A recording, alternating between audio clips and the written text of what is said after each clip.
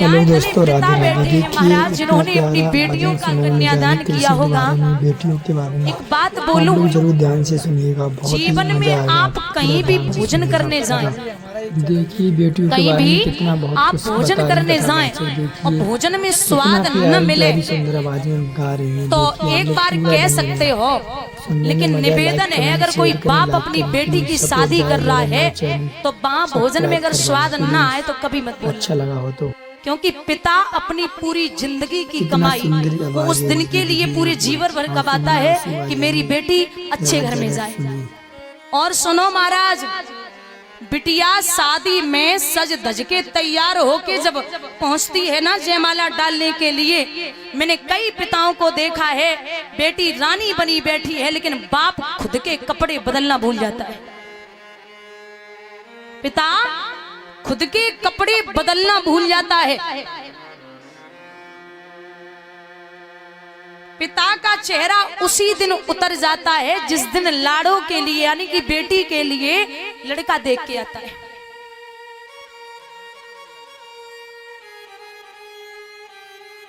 बेटी पूछती, पापा कुछ ज्यादा मांग लिया क्या?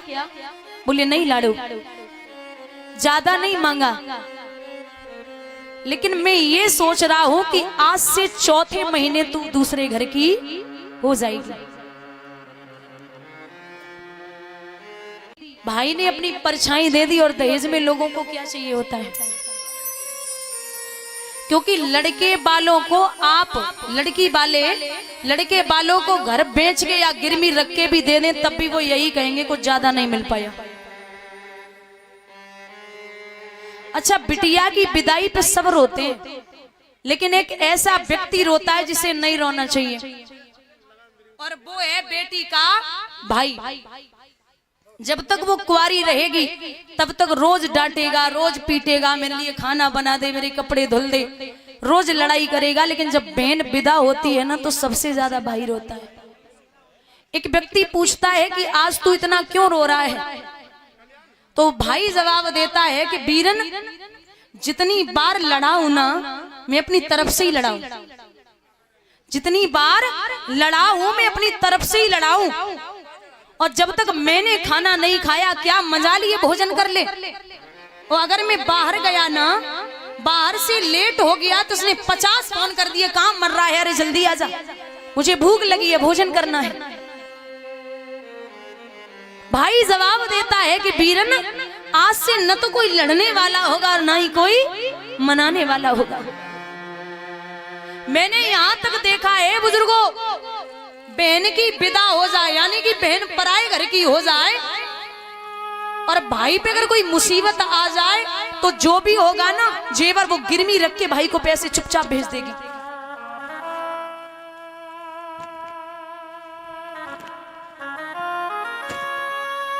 पिता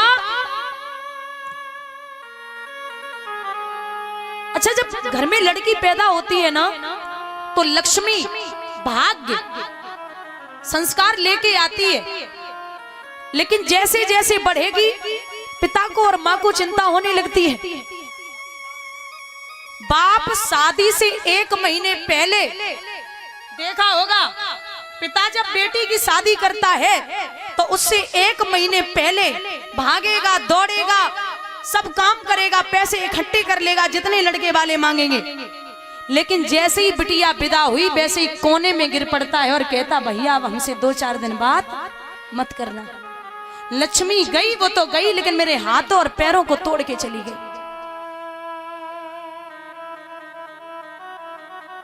महाराज, बेटियां बोझ नहीं होती, बेटियां बोझ नहीं होती, लेकिन जहां दहेज की बात आती है ना तो गरीब पिताओं को बेटियां बोझ लगने लगती हैं। ये सोचते हैं कि मैं इतना धन कहां से लाऊंगा। बाप अपनी बेटी की आंखों में आंसू शादी से पहले भले ही देख ले, लेकिन आप याद रखना वो पिता कभी बेटी की आंखों में आंसू शादी के बाद नहीं देख सकता। शरीर गिरवी रख सकता है लेकिन बेटी को कभी दुखी नहीं रखेगा।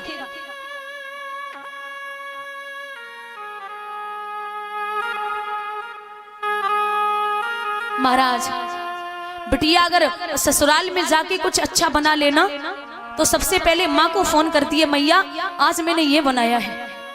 लेकिन माँ तू हमें रोज कहती थी कि सीख ले, पराई घर जाना है, लेकिन मैंने कभी नहीं सुनी, आज तेरी बड़ी याद आ रही है। महाराज एक बात याद रखना, बिटिया चाहे गरीब की हो और चाहे अमीर की हो, आप ये मत सोचना कि गरीब की बेटियां, इनके घर पैसा नहीं है, इनके बाप अच्छे से नहीं पालते। अरे बाप चाहे कितना भी गरीब हो, मैंने पहले भी बताया है कि बाप वो है, माँ कमर पे बिठाती है बच्चे को ताकि जहां तक माँ देख सके वहां तक बच्चा देखे, लेकिन पिता कंधों पर बिठाता है कि तू मुझे जहां तक दिखाई दे रहा है तू वहां तक नहीं देखेगा, उससे भी ज्यादा दूर देख सकता है।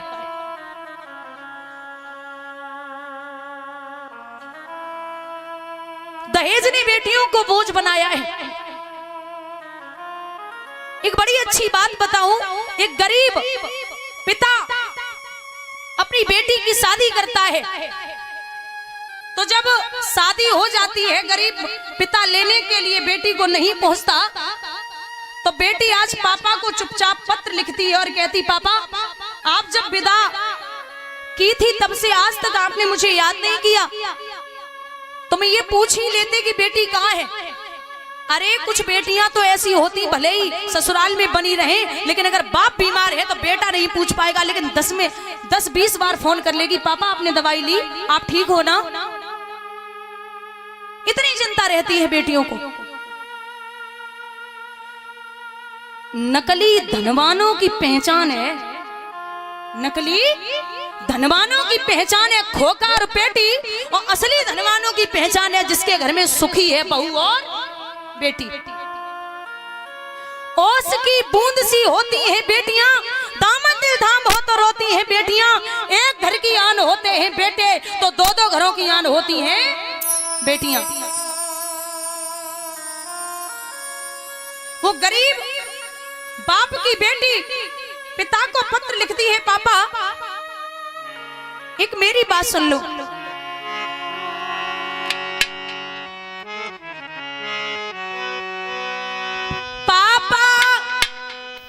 अपने ही खून से लिखी है चिट्ठिया, अपने ही खून से लिखी है चिट्ठिया।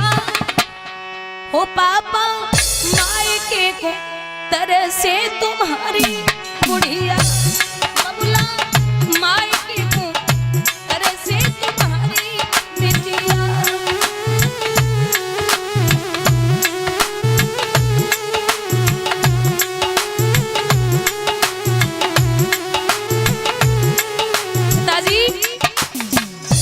दहेज नहीं दे पाया, सासू मेरी मारे ससुर धमकावे, पापा सासू मेरी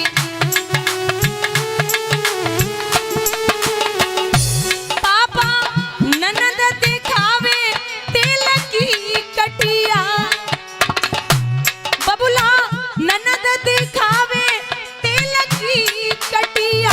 बबुला मायके को तरह से तुम्हारी गुड़िया।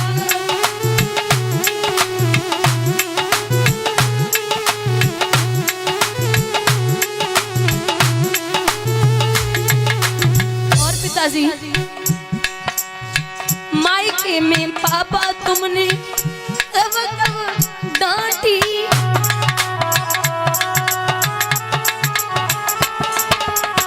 अगर माँ डांट भी देती थी तो आप बोलते थे कि ये पराया धन है, इससे कुछ मत कहा करो। मायके में बबला तुमने कब कब डांटी, ससुरे में बिना पिटे दिनों जातु नहीं बाकी।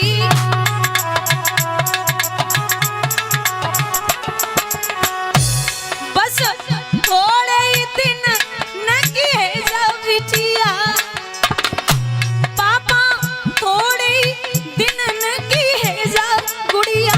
बबुला मायके को तरह से तुम्हारी बिटिया।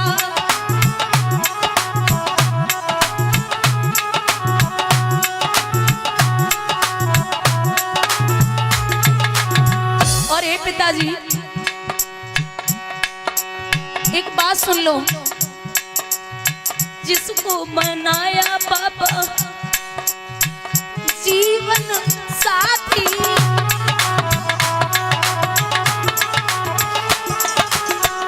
वही कहता है लगा ले तू फांसी।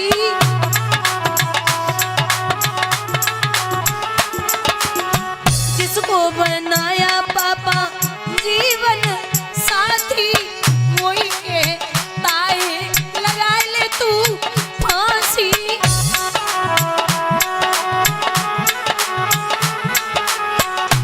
बबुला कैसी रहे तुम्हारी गुड़िया, पापा कैसी रहे तुम्हारी गुड़िया, बबुला मायके को तरह से तुम्हारी बिटिया।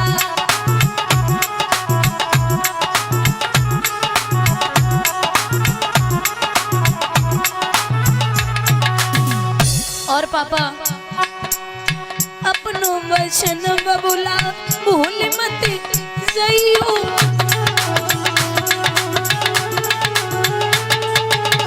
जल्दी से जल्दी लिवाई ले जइयो।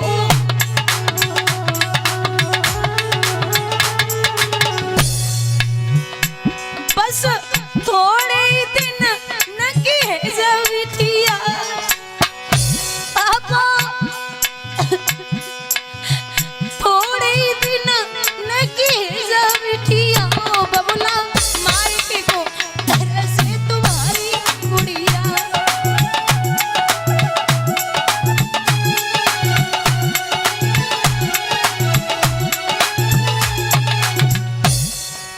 पापा जो तुमने सिखाया, जो तुमसे पाया, सजन घर ले चली।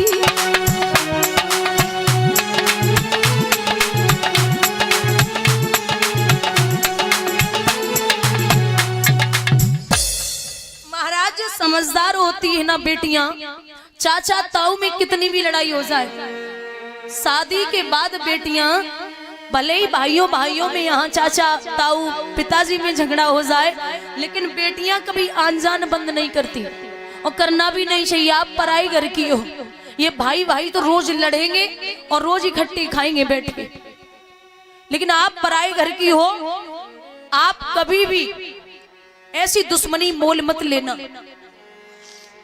दादा कहते हैं कि राजा जनक दशरथ से एक बात कहते हैं, ये संबंधी जी आपसे मेरा निवेदन है कि यहाँ से मेरी बेटी को लेके जा रहे हो तो मेरी बेटी को बेटी के समान ही मानना।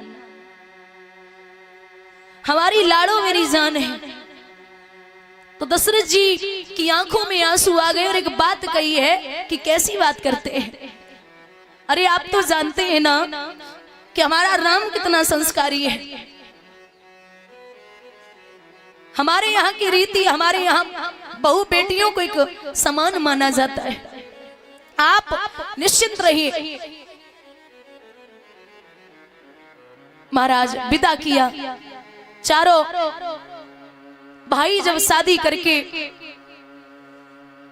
आए हैं तो बाबा चौपाई में लिखते हैं कि रंग भूमि जवसी पगधारी, मोहे देख सकल नर नारी। वही चौपाई आती है कि मोहे नारी, नारी के रूपा और पन्न गारे है चरित अनुपा। पगधारी है भगवान श्री राम का नाम, जिनको देख के स्त्रियां मोहित हो गई, पुरुष भी मोहित हो गए। मां सीता की तरफ लोग टकटकी लगा के देख रहे, धन्य है दशरथ, और कितनी अच्छी पुत्र वधू है। आंगन में ढोल नगाड़े बज रहे हैं, बड़ी खुशियां हैं। लेकिन दादा याद रखना, समय बीता तो देवतागण विचार करने लगे कि हमें ये लगता है खुशहाली ज्यादा फैल रही है, तो हमें अपना काम करना है। मैया सरस्वती पहुंची, जो मंथरा की बुद्धि पर जिह्वा पर बैठी जाके मंथरा, मंथरा। महाराज जैसे देखा होगा जो संतरे का फल होता है उनमें 8 कली होती अंदर। कितनी? 8 कली होती हैं। ऐसे ही जिस औरत की, जिस माँ की 8 जगह 1 सेकंड में 8 तरीके से बुद्धि चलती है, वही मंथरा है। ऐसे नहीं जैसे किसी के दरवाजे पर कोई माँ गई और उसने बोला कि तुम्हारे पति बहुत काम करते हैं, बहुत काम करते हैं, तो घरवाली बोल दे कि वो घर के मुखिया हैं, वो ही सब कुछ संभालते हैं, तो वो तो करेंगे ही करेंगे। कि यही तो चिंता है कि वो कमा रहे तुम्हारे, कमा रहे तुम्हारे और खा रहे पूरे घर के। ये तो ठीक नहीं है, पूरा घर काम करे तब अच्छा लगता है। फलों में संतरा और औरतों में मंथरा। महाराज कहते हैं कि वो बुद्धि ऐसी घुमाई है, कहते नारी जो करे सो कर छोड़े, कहो तो राजा को रंग बनाए दे, घर घर वो डोले, औरत करे सो कर छोड़े। यहाँ राजा दशरथ ने दर्पण में अपना मुख देखा तो देख करके विचार किया कि एक बाल सफेद है, सोचा बुढ़ापा है, अपने बड़े पुत्र को राजगद्दी दे दे। राजगद्दी की जब तैयारियां हुई तो यहां जाकर के मंथरा ने केकई से कहा कि है, क्योंकि ये केकई के साथ ही आई थी मंथरा नाम की दासी, तो जाकर के कहा कि हे देवी तुम यहाँ बैठी हो, अरे हमने सुना है कि राम का राज तिलक है। बोले हाँ है, तो क्यों? बोले वही विचार कर रही हूँ कि ये कौशल्या बहुत चालाक है, तुम्हारे बेटे भरत को राजगद्दी नहीं दिलवा रही है और राम को राज तिलक हो रहा है। कैकेयी ने जवाब दिया, जवान खींच लूंगी अगर राम के खिलाफ एक भी शब्द बोला, मुझे राम जान से भी प्यारा है। और ये सत्य है, महाराज कैकेयी को राम इतने प्यारे थे, एक दिन की बात, रोज कैकेयी अपने आंचल से छुपा के तब सुलाती थी, आंचल से लगा के तब सुलाती थी कैकेयी। एक दिन कौशल्या ने जवाब दिया कि हे बहन तू रोज सुलाती है राम को, आज हमें दे दे, मैं सुलाऊंगी। महाराज कौशल्या मैया को 4 घंटे हो गए लोरियां सुना रही हैं, कहानियां सुना रही हैं राम को, लेकिन राम को नींद नहीं आई। तो पूछा है लाला नींद नहीं आ रही है? बोले नहीं मैया। क्यों? मुझे मैया कैकेयी के पास जाना है। कौशल्या हिचकी लेके रोई कि धन्य है कैकेयी, तू कितनी प्यारी है, अरे मुझे ये मेरा राम 1 मिनट मेरे पास नहीं रह सकता और तेरे लिए हमेशा व्याकुल रहता है। अकेले राम नहीं, 3-4 घंटे बाद जब मैया कैकेयी के पास कौशल्या वापस राम को लेके गई है बुजुर्गों, तो याद रखना घुटनों के बल मैया कैकेयी कमरे की ओट लेके बैठी, सिसकियां ले रही है। सिसकियों की आवाज जब कौशल्या के कानों में पहुंची तो बोली, बहन कैकेयी क्या हुआ, नींद नहीं आ रही क्या? तो जवाब दियो कैकेयी ने कि बहना हमारी जान, हमारी आत्मा तो आपके पास है, हमें भला नींद कैसे आएगी? मुझे नींद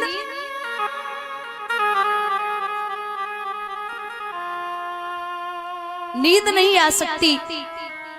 वही जाकर के लिटा दिया। मैया कैकेयी आंचल से छुपा करके राम को सुख की नींद सो जाती है। इतने प्यारे थे राम मैया कैकेयी को।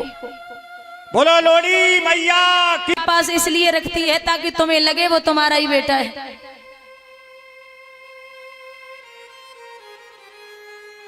बहुत देर तक समझाती रही, अंत में कैकेयी को वो बात याद आई है कि मेरे राम ने हमसे कहा था कि हे मैया मैं यहाँ पृथ्वी पर भार कम करने आया हूँ, राक्षसों को मारने उद्धार करने आया हूँ, इसलिए तुझे वरदान मांगने हैं पिताजी से।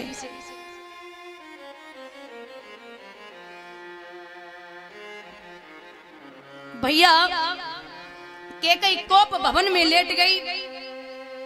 जब गोप भवन में लेटी है, आई राजा दशरथ ने पूछा, देवी क्या बात है? बोले हमने सुना है राम का राज तिलक है। बोले हाँ है। तो महाराज आपको शायद याद हो मेरे जो 2 वरदान थे वो आप मुझे दे दो। अरे देवी पागल हो क्या? अरे 2 नहीं 4 मांग लो, 4 नहीं 10 मांग लो, जितने चाहिए हो मांग लो, तुम्हें पता है ना बड़ी खुशी का समय है। बोले नहीं,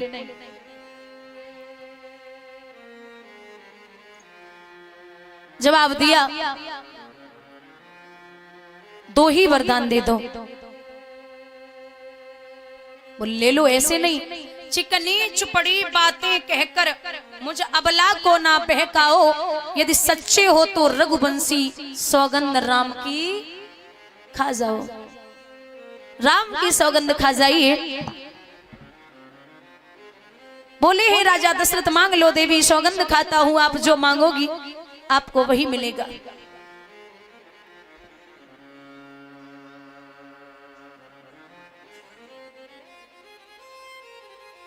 तो बोले सुनिए, पहला वरदान जो मेरा है वो ये है कि आप भरत को ननिहाल से बुला लीजिए और उसका राज तिलक कर दो। अरे देवी जैसे मेरे राम है वैसे भरत है, एक ही बात है, चाहे भरत का हो जाए चाहे राम का हो जाए क्या फर्क पड़ता, बेटे तो सभी हैं। बोले नहीं महाराज, पहला तो सुन लिया, दूसरा जरा अच्छे से सुन लो। बोले हाँ बोलो। तो बोली है मैया के कई,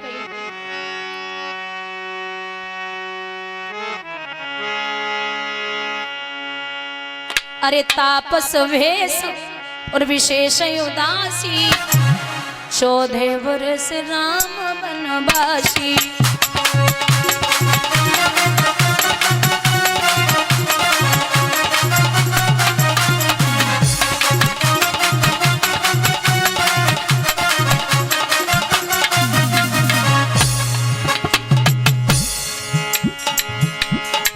तापस भेष विशेष उदासी, 14 वर्ष राम बनवासी, 14 वर्ष।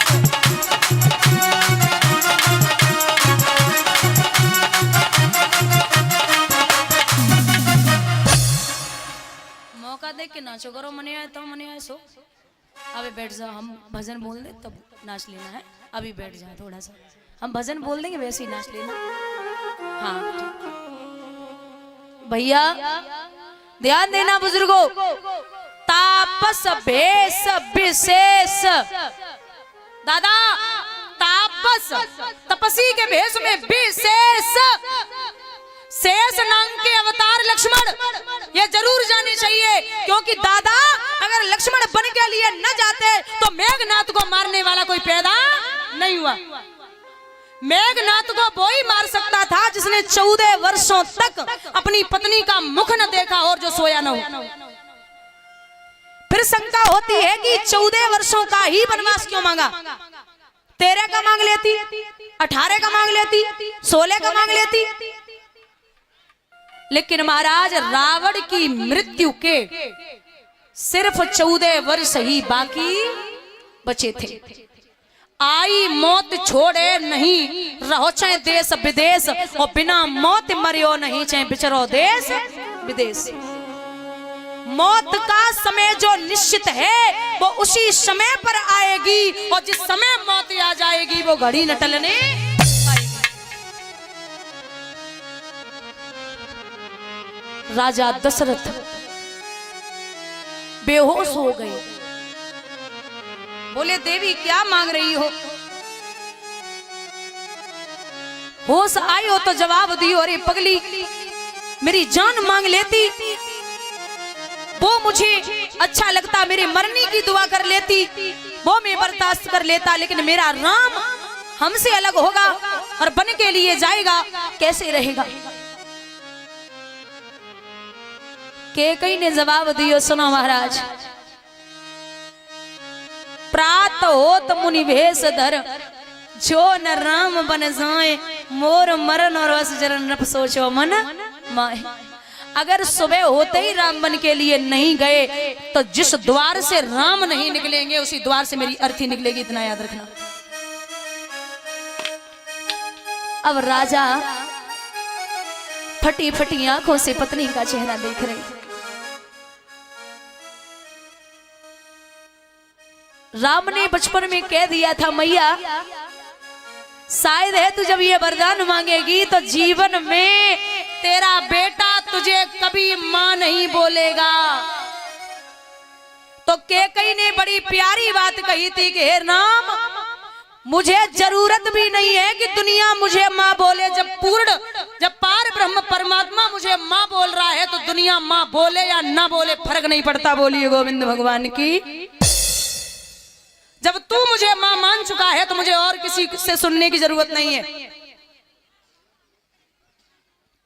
भैया राम को पता चला तो बड़े प्रसन्न हुए।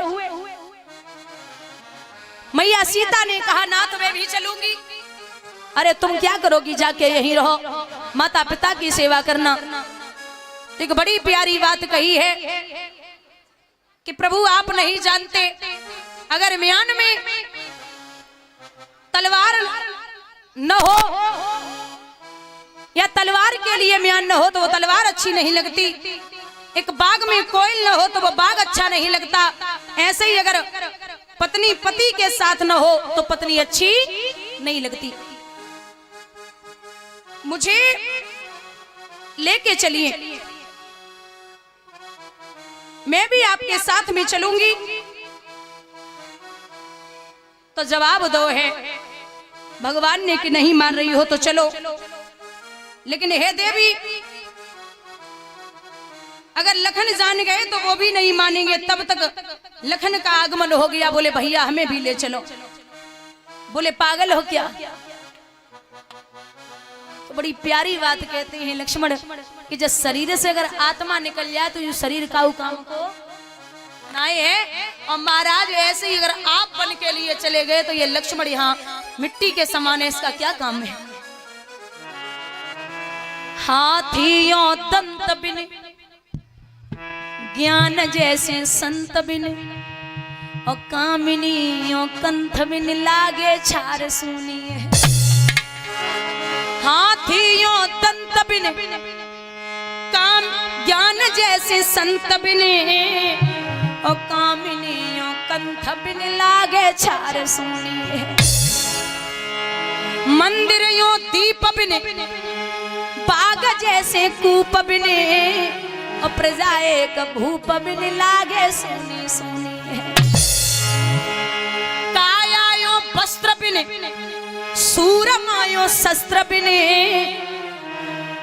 और माया एक पुत्र बिन लागे छार सुनी है। अरे कंठ बिन राग जैसे, कंठ बिन राग जैसे और ज्ञान बिन बैराग जैसे और तैसे नाम भजन बिन जदे सुनी सुनी है। लक्ष्मण बोले भैया शरीर से आत्मा निकल जाए तो जो शरीर का काम को ना है, लेके चलो हमें। नहीं मानोगे। बोले बिल्कुल नहीं। तीनों प्राणी जब महाराज तपस्वी वेश में निकले अवध के लोग रो रहे हैं। बोले महाराज कहां जा रहे हो, मुझे छोड़ के मत जाइए। भगवान बोले आप चिंता ना करो, मैं 14 वर्षों के बाद वापस आऊंगा।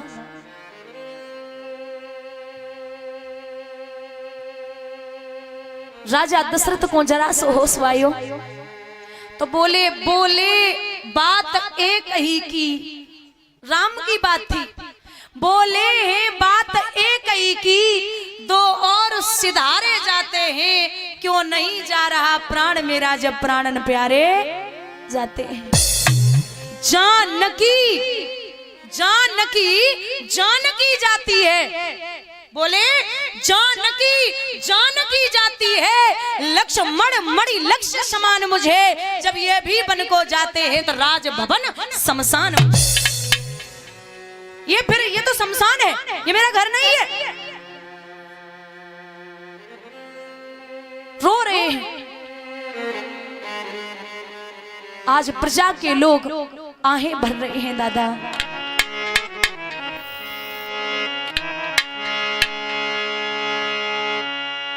राम सीता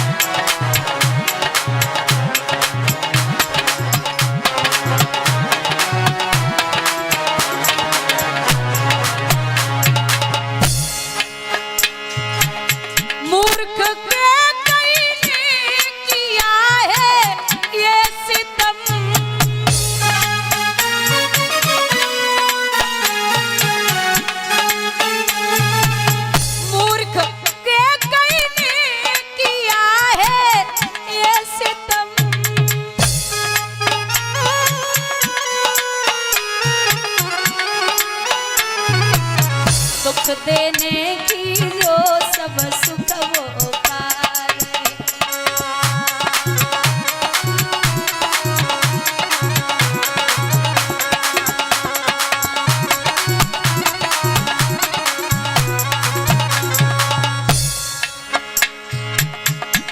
राजा दशरथ बोले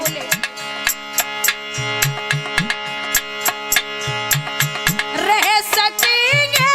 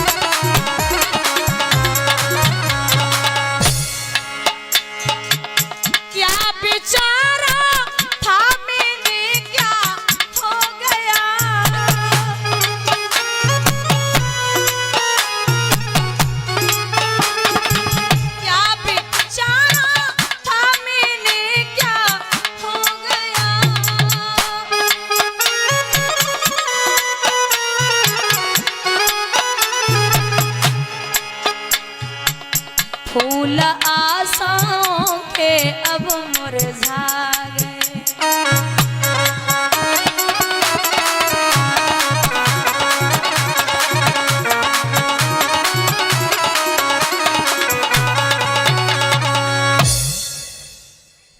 महाराज सुमंत जी छोड़ने के लिए चले।